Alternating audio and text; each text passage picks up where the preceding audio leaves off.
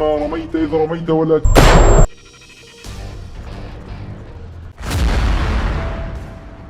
Gaza के भीतर अब इजरायली सेना का सारा ध्यान खान यूनिस शहर और राफा की तरफ है, क्योंकि गाजा के अधिकतर इलाकों को इजरायली सेना खंडहर में तब्दील कर चुकी है और इन दो इलाकों में हमास और उसकी सैन्य शाखाएं अल-कासिम ब्रिगेड और अल-कुद्स ब्रिगेड आईडीएफ के खिलाफ मोर्चा खोले हुए हैं।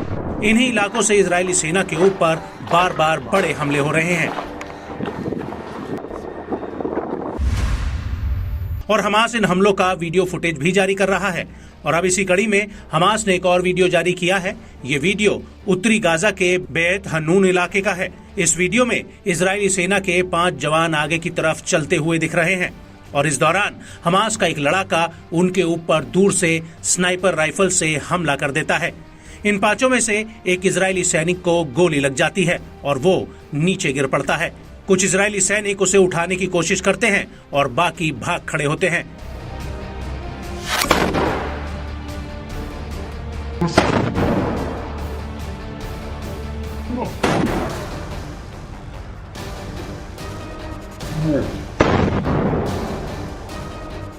लेकिन इसी दौरान निशाना साधे हुए बैठा हमास का लड़ाका एक और गोली फायर कर देता है, जो आईडीएफ के दूसरे जवान को लगते लगते रह जाती है। हालांकि तब तक इजराइल के सभी सैनिक तितर बितर होकर भाग खड़े होते हैं।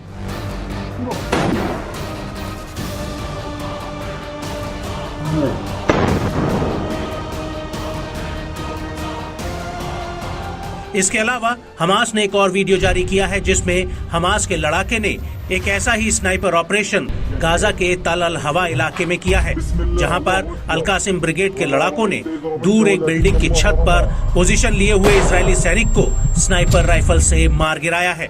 वहीं हमास ने एक और वीडियो जारी किया है, जिसमें हमास के लड़ाकों ने आईडीएफ के टैंकों और सैन्य वाहन पर हमला किया है।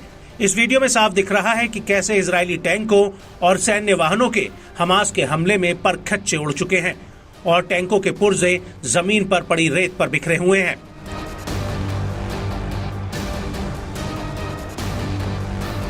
इसी वीडियो में इजराइल का एक टैंक और एक सैन्य वाहन नजर आ रहा है। दोनों वाहनों को देखकर ऐसा लगता है कि हमास के लड़ाकों ने इन पर किसी भारी रॉकेट से हमला किया है, जिससे इनका ऊपरी हिस्सा पूरी तरह से तबाह हो गया है।